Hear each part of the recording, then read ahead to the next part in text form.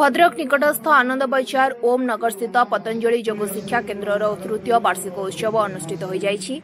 केन्द्रर अध्यक्ष योगगुरु प्रसन्न षडंगी एथिरे पौरोहित्य करथिले। शुभम सामाजिक संगठनर संपादक वरिष्ठ सांबादिक नरेन्द्र कुमार सामल, समाजसेवी देवेन्द्र पृष्टि, धामनगर प्रेस क्लबर पूर्वतन सभापति वैकुंठनाथ साहू, पूर्वतन साधारण संपादक प्रदीप कुमार महापात्र अतिथि रूपे जोग देइथिले। भारत वर्षर सुप्राचीन परंपरा योग प्राणायाम उपलब्धि रही आसिथिबा बेले एबे एहार सुदूर प्रसारी प्रभाव को सारा विश्व अनुभव करिछि बोली अतिथि वक्ता माने मत देई जोग निरोग रहिबाकू बाट देखाउछि कहिथिले। प्राक्तन समिति सभ्य गदाधर साहू अतिथि परिचय एवं महेश्वर साहू आभिमुख्य प्रदान करथिले।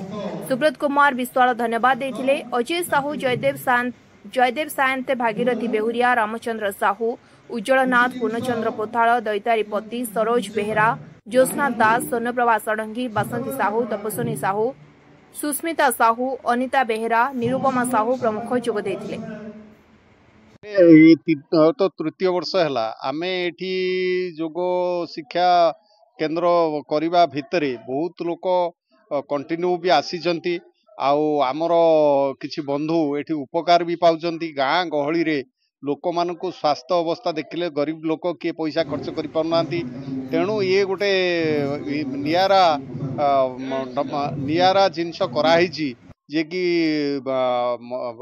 रूरल एरिया रे आमर किमिति लोकों को सेवा दे परिवा, जोग माध्यम रे किमिति लोक सुस्थ रहिबे, ये गोटे परिकल्पना आमर तृतीय वर्ष रे परिणत होईची। तेणु बहुत लोक बेनिफिट पाउछंती आउ बेनिफिट पाइबे, ये कंटिन्यू चलिबो आउ समस्त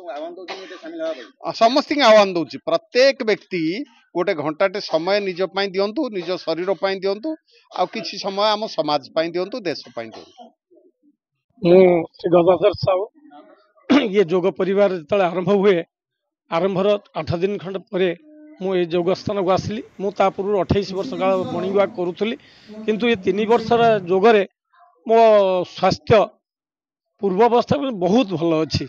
आम जी आसु आम समस्ते जड़े 78 वर्षर बयस लोक जड़े ये आसुले से चली पारे बसी पार आज दिन से जम मागुंट।